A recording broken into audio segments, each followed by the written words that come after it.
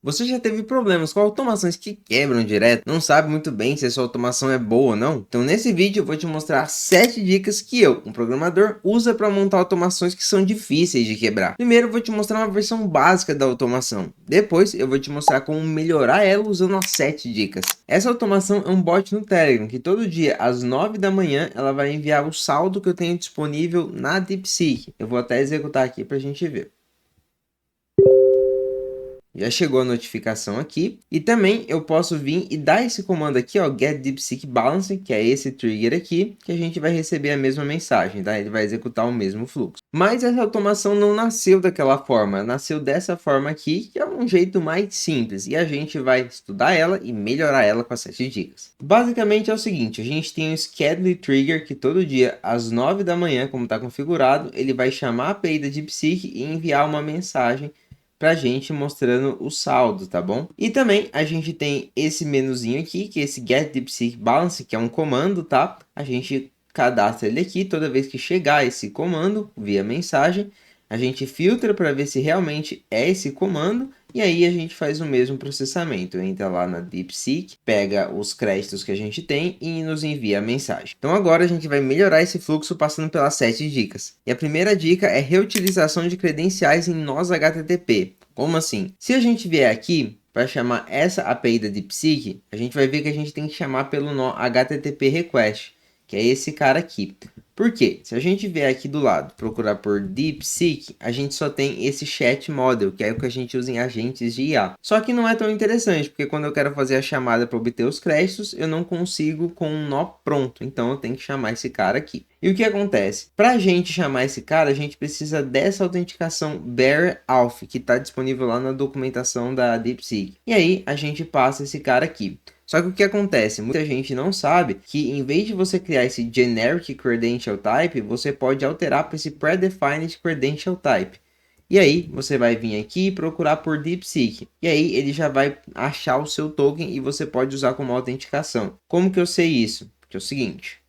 A gente vier aqui procurar por DeepSeek Chat Model, ele vai adicionar um monte de coisa aqui, ó. Deixa eu até tirar. Mas nesse cara aqui da DeepSeek, ele já está conectado com esse DeepSeek Account. A gente vai usar a mesma chave de API aqui, desse modelo, dentro desse nó HTTP, porque eles são compatíveis. Tá vendo que tá esse DeepSeek Account? Então é a mesma coisa. E por que que isso é bom? Porque se eu mudar essa chave aqui, eu não preciso alterar a outra credencial, que seria uma autenticação do tipo Bearer. Então você tem uma credencial que você pode usar em vários lugares, então é bem mais fácil de você reaproveitar seu código. No caso, essa automação. Agora a segunda dica que muita gente não faz, filtro de segurança no Telegram. Muita gente acha que o bot é seu, ele é privado, só que ele não é. Qualquer um pode entrar e vir aqui e chamar esse Get DeepSeek Balance. Só que nesse nosso caso não é tão grave, porque ele só faz uma request HTTP. Tá? Ele não usa nenhum tipo de crédito. Mas se você tiver um bot que usa créditos de IA, então você não pode deixar ele para todo mundo usar. E o que a gente faz? A gente faz um filtro de segurança, que é o seguinte. A gente vai adicionar uma condição aqui,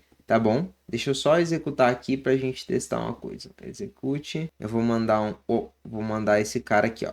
Aí ele veio aqui, já executou, mas tudo bem. O que eu quero ver é o seguinte. Aqui a gente precisa adicionar uma condição que ele só consiga responder as mensagens que vierem desse chat ID aqui, tá bom? Então eu vou arrastar para cá o chat ID e eu vou copiar esse daqui que é o meu chat ID, tá bom? Se outra pessoa tentar enviar uma mensagem para esse bot, ele não vai responder. E aqui eu vou colocar filter commands and field and only my messages. O que vai acontecer? Se outra pessoa tentar enviar uma mensagem para o bot, ele simplesmente vai ignorar, porque aí se você tiver algum processamento que use e consuma recursos, não vai ser acionado, só você vai poder usar. Tudo isso porque o bot do Telegram é público, então você não tem como deixar ele privado. E agora nossa terceira dica é usar esse Node Edit Fields. Eu vou te mostrar. Aqui, a gente vai estar pegando informações de alguns nodes, ó, JSON Balance.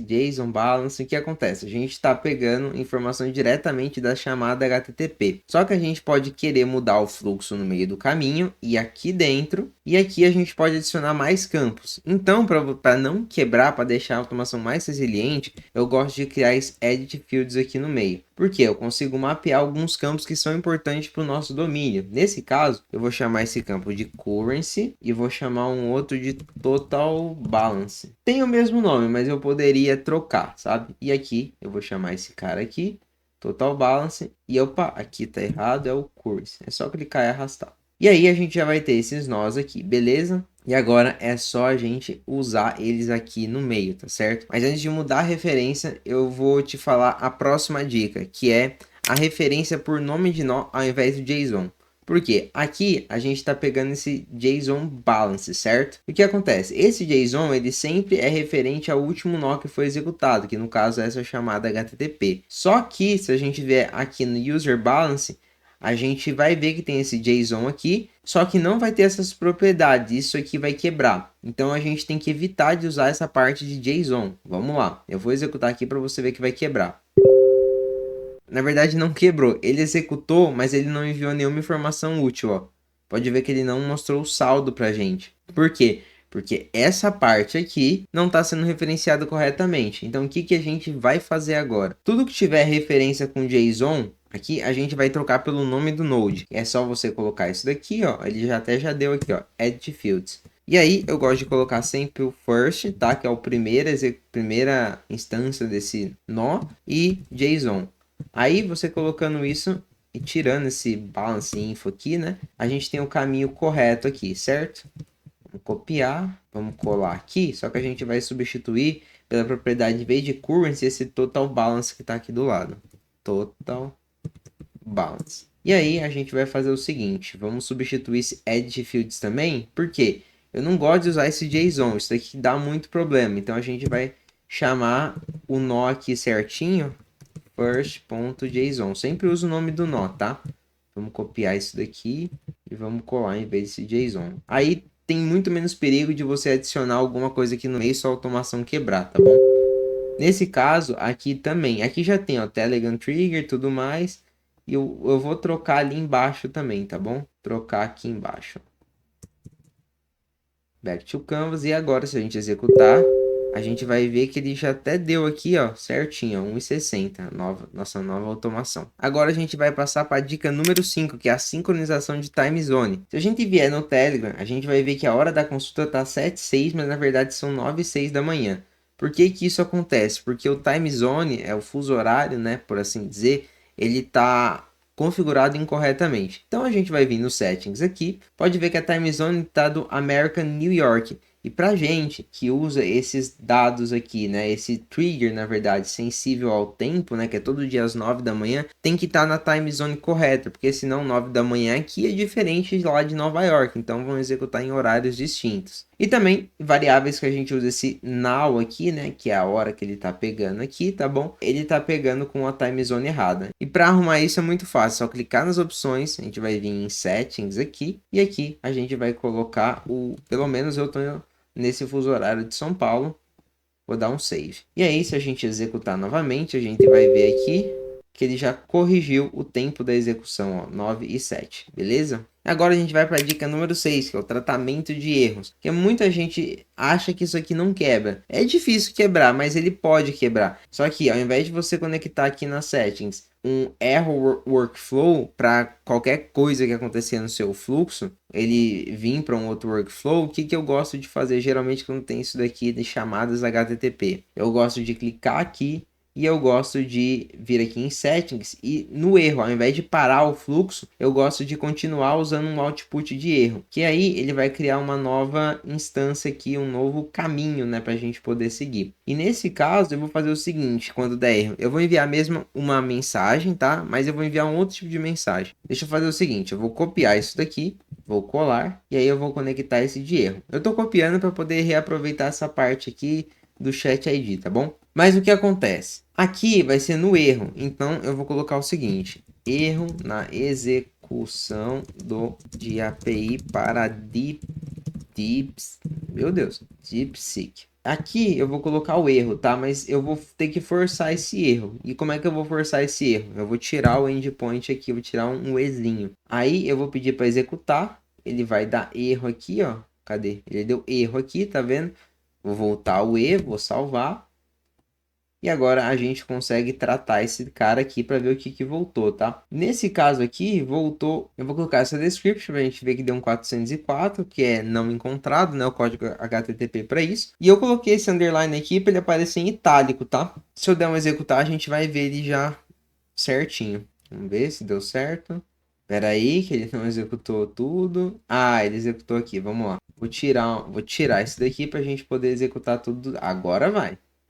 Beleza, aí ele deu aqui, ó, erro na execução na chamada de API para DeepSeek 404. Então, eu gosto de colocar esses tratamentos, até porque você não precisa parar seu fluxo se alguma coisa der errado, tá? Deixa eu só arrumar aqui. Você pode continuar com o tratamento de erro. Nesse caso, eu tenho uma outra mensagem, mas você pode salvar a informação numa planilha ou alguma coisa do tipo, depende do seu fluxo. E agora a gente vai para a última dica, que é a gente usar variáveis globais com N8N Nodes Globals, que é um nó da comunidade para você criar algumas constantes, certo? Que você vai usar durante o workflow inteiro. Isso é muito legal, já vou te mostrar qual é a serventia dele. Mas antes, vou chegar isso aqui um pouquinho para cá e esse aqui um pouco para cá. Vou colocar globals. Esse aqui é só você instalar no N8N, é bem facinho. Se você quiser um tutorial de como instalar, comenta aqui que eu trago, mas é bem tranquilo, não tem muito segredo. Nesse caso, ele está solto aqui. Eu vou fazer o seguinte, tirar e vou conectar ele aqui. E por que esse cara é importante? Pelo seguinte fato de que a gente tem aqui nesse nó esse chat ID, certo? Só que nesse outro nó, a gente também tem esse chat ID repetido. E o ideal no mundo da programação é que você não repita as coisas que você referencia. Porque quanto mais coisas repetidas você tem, ao invés de mudar tudo num lugar só, você tem que mudar em 5, 6 lugares. E aí você vai acabar se esquecendo de um, vai quebrar até você lembrar onde foi, já viu, né? Então a gente vai fazer o seguinte. Aqui a gente pode criar algumas constantes. E aqui eu criei a Telegram Consts, né? Que é umas constantes que eu vou usar no Telegram. E ele tem o ID do meu bot, tá bom? Então eu vou usar essa variável aqui, ao invés de usar, escrever ela todas as vezes que eu for usar. Porque se eu precisar mexer nisso daqui, eu mexo num lugar só, não preciso mexer em todos os nós. Aqui é só você executar, eu vou executar até chegar aqui nesse cara. E aqui a gente vai substituir esse chat ID aqui pelo global constants. A gente vai pegar aqui dentro de constants, a gente tem as variáveis que a gente define lá. E aqui, ó, o que acontece? Ele já está quase bom, mas em vez de colocar ponto item aqui, eu gosto de colocar o first, porque o ponto item em alguns lugares ele começa a dar pausa e está muito para frente a referência. Então você usa o first que não vai ter problema. E aí a gente vai copiar isso daqui, voltar, e aqui também a gente vai colocar esse cara. Tem mais um lugar que a gente precisa colocar essa variável, que no caso é aqui, ó. Por quê? A gente está filtrando nossas mensagens, certo? Sempre por esse ID aqui. Então, a gente vai colocar o seguinte, a gente vai colocar esse cara aqui. Mas tem um pequeno problema, tá? Por quê? Esse nó aqui, ele foi executado, mas ele não aparece antes desse cara. E aí que tá a mágica desse componente, porque eu posso vir aqui, ó, e colocar o outro global constants. Vou adicionar Telegram Consts. Eu posso colocar mais de um dele, tá? Para fazer referência em mais de um fluxo. Aí deixa eu executar aqui, ó. Deixa eu mandar uma mensagem. E aí o que acontece? Pode ver que aqui ele não sabe qual o valor que é. Agora, se eu colocar esse 1, eu estou referenciando ao nó que acabou de ser executado, que é esse cara aqui. Então ele vai conseguir pegar. Lembrando que isso a gente sempre está colocando o nome do nó ao invés do JSON, tá bom? Voltar. E aí agora tudo vai funcionar como deveria. Deu um erro que é o seguinte, ó. Tá dizendo que o tipo tá errado, que é uma string, mas tá esperando um número. Isso é fácil de resolver. E o que acontece? Esse chat ID aqui, ele é um número. Só que, opa, esse cara aqui, ele é uma string. Então a gente vai fazer isso daqui, ó. Colocar o toNumber, que daí a gente vai converter a string em número. E não tem jeito, todas as constantes que vêm daqui, ó, se você chamar isso daqui por chave valor, ele vai vir como string, tá bom? Então você tem que converter para número quando necessário. E aqui não tem tanto problema, tanto segredo, agora deu certo. Se pedir para executar aqui, ele vai vir aqui no Edit Fields e vai enviar tudo certinho. Ah, o que acontece? Esse cara aqui, ele não consegue executar. Por que ele não consegue executar? Porque ele está esperando esse global constants. e esse cara ainda não foi executado. Então o que a gente pode fazer? É só conectar esse cara diretamente nesse global consist aqui. E aí ele vai passar por aqui, ele pode carregar de novo as mesmas variáveis, tá? Não tem problema nenhum. Só que aqui ele já está no contexto dessa parte para frente, né? Então todos esses nós estão usando, todos esses caras aqui, né, estão usando esse cara. Só que esse cara, como não foi instanciado antes, né, ele tá antes dessa parte, não consegue usar ele. Então a gente tem que chamar ele novamente aqui. Mas vai dar tudo certo, não tem problema nenhum. Se a gente clicar de novo aqui, vamos só executar de novo o fluxo daqui, né? Deu tudo certinho e agora ele deve executar sem problemas. E se a gente clicar aqui também, Execute Workflow, funciona sem problemas.